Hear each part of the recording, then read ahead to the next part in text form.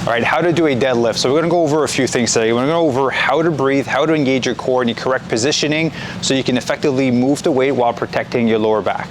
So the first thing we focus on is how to contract your core. So basically what you wanna do is you wanna drive your belly button in and basically do a Kegel, pretend like you have to pee and you gotta hold it in. It's gonna help you properly engage your core. So by keeping the tension here, you're gonna be removing it from your lower back. So I'm gonna demonstrate first what it's supposed to look like. And then we're gonna go over the basics. So first thing is you want to go shoulder width on the bar. You wanna have your hands slightly on the outside of the bar. You may see some people doing videos with deadlifts where their legs are like this and their hands are inside. It's called a sumo deadlift. It's a different exercise. All right, so today what we're gonna cover is a basic deadlift. Feet shoulder width, you're gonna have your hands on the outside.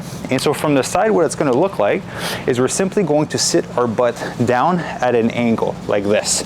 We're gonna have our hands on the bar. Now, when you're gonna be getting up, what you want to do is basically do like a squat. You want to be able to press up like this.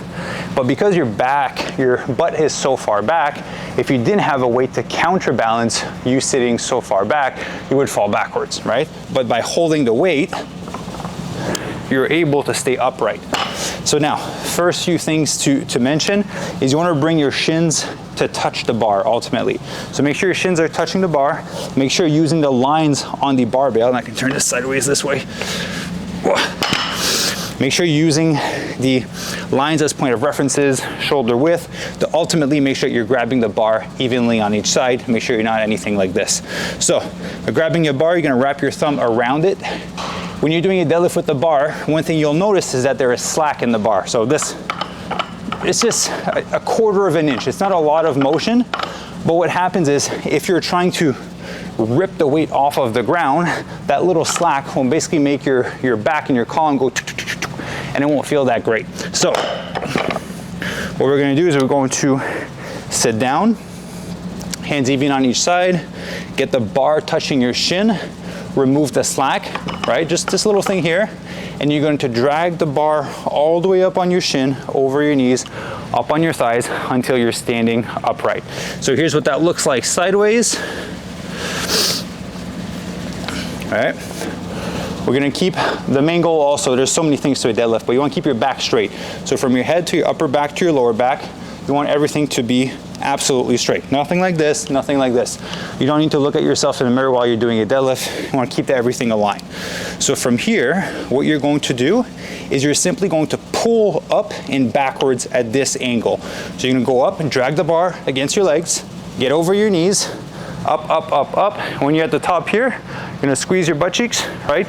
You don't need to overextend yourself like this because then you'd be putting the tension on your lower back. So simply squeeze the butt cheek, have an upright posture, shoulders back, and when you're ready to go down, you're simply gonna drag it along your legs slowly, clear the knees, and onto the ground, right? So there's a lot of things here.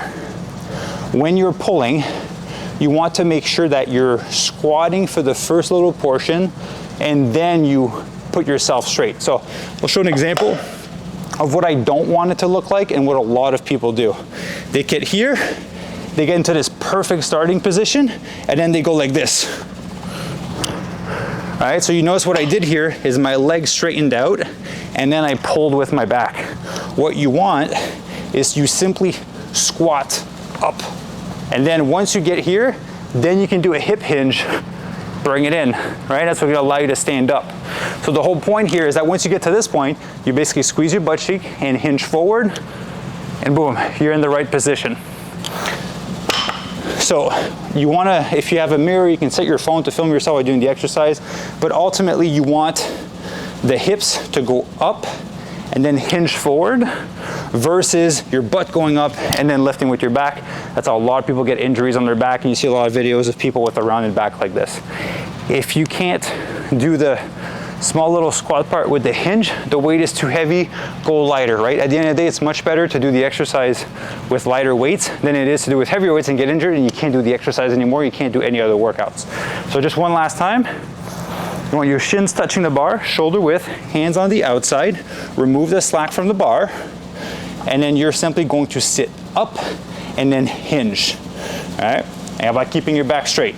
So up, up, up, up. Once you get to the knees, hinge forward, squeeze the butt. No need to overextend, squeeze the butt.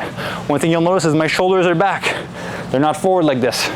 They're back. You want to stick those shoulder blades together and then sit right back down. And that would be 1 repetition. So that is how you do a deadlift. I know there's so many things to it, so pick one thing, ultimately keeping your core tight because you want to protect your lower back, but practice this motion just with the bar at first, and then as you increase your confidence in your ability to do so, then you can increase the weight. So that's how you do a deadlift.